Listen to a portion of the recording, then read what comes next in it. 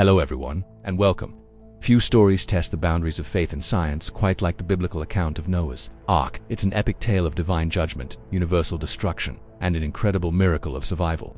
Today, we're going beyond the familiar Sunday school version to examine the extraordinary claims of the Great Deluge and the hunt for the world's most famous ship. According to the book of Genesis, thousands of years ago, humanity had become so corrupt that God decided to start anew. He spoke to Noah, a righteous man, warning him of a world-ending flood.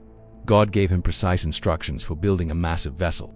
The ark, it was to be built from gopher wood and sealed with pitch and natural tar. The dimensions were staggering: 300 cubits long, 50 cubits wide, and 30 cubits high.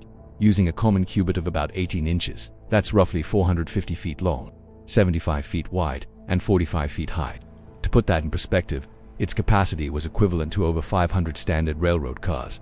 It wasn't built for speed. It was a gigantic stable barge designed to weather any storm. Noah, his family, and pairs of every kind of land animal were to board it. The flood itself wasn't just rain. Genesis says the fountains of the great deep burst forth, suggesting a geological cataclysm. Naturally, a story this grand has inspired countless searches for the ark's remains. The Bible says the ark rested upon the mountains of Ararat, so modern expeditions have focused on this mountain range in eastern Turkey. People have claimed to find ancient, petrified wood high on the mountain, sometimes frozen in glaciers.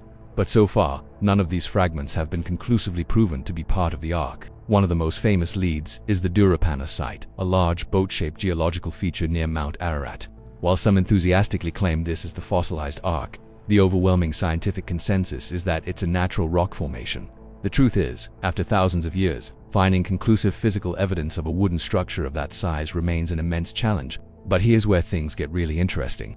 The story of a great flood isn't unique to the Bible. Flood myths are found in cultures all over the world. The Mesopotamian epic of Gilgamesh, written long before Genesis was compiled, tells a strikingly similar story of a man named Utnapishtim who builds an ark to survive a divine flood. From Native American tribes to ancient Greek and Chinese legends, the deep shared human memory of a catastrophic, world-altering flood is undeniable.